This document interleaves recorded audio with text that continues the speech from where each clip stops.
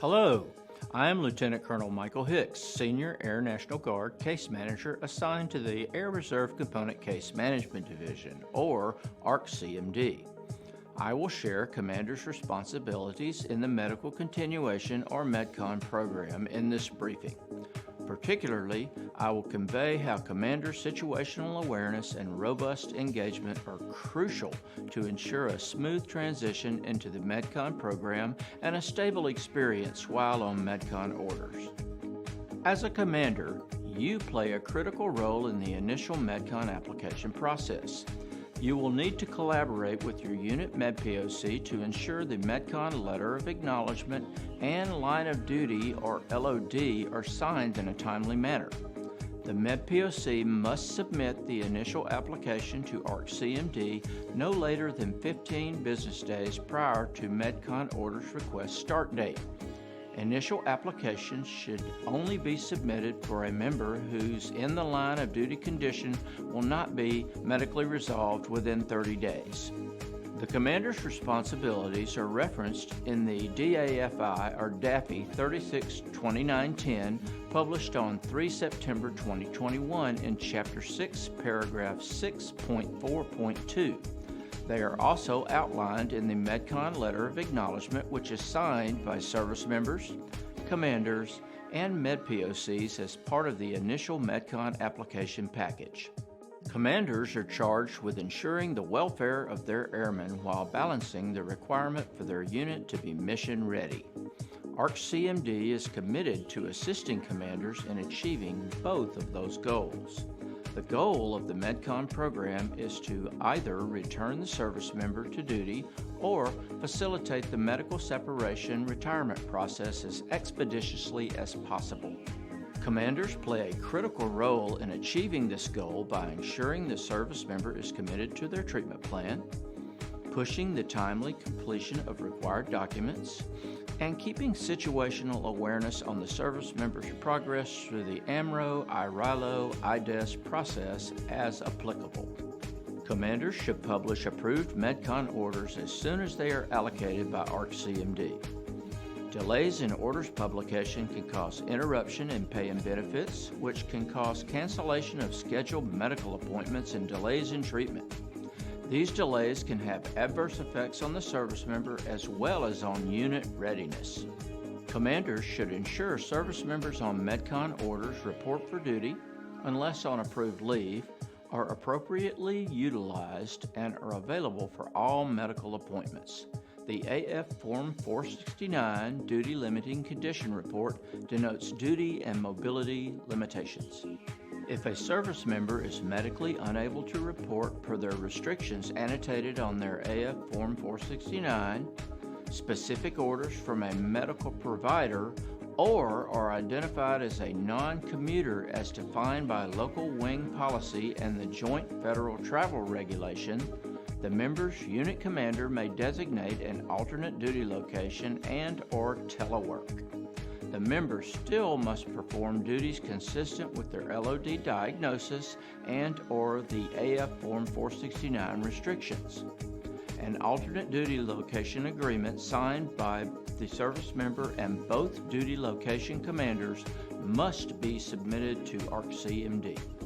The template form is accessible on the MEDCON MyFSS website. If teleworking, a telework agreement outlining parameters of telework duties and accountability must be signed by the service member and commander, then submitted to the ARC-CMD. If the service member requires lodging for drill weekends, they are almost certainly a non-commuter. Ideally, determining a plan for daily reporting while on MEDCON orders and, if needed, obtaining the required documentation for an alternate duty location should be completed while the service member is on pre-MEDCON and submitted with the initial application. MEDCON orders do not fund per diem, lodging, and travel.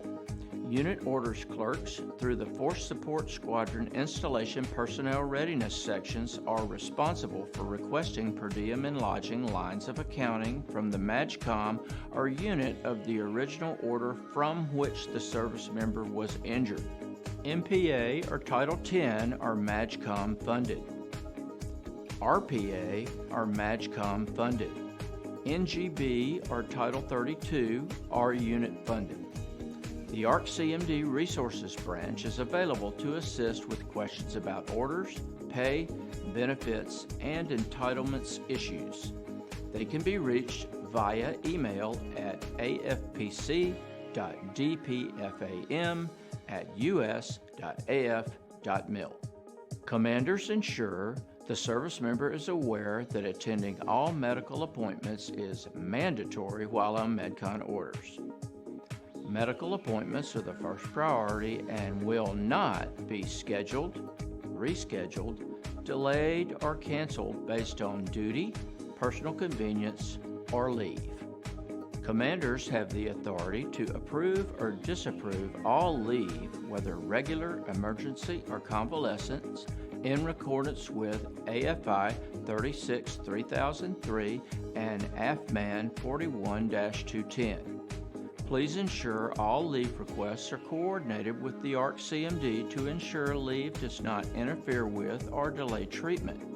For out-of-area leave, ARC CMD will concur or non-concur with the proposed leave, but ultimately commanders grant permission for service members to leave the local area.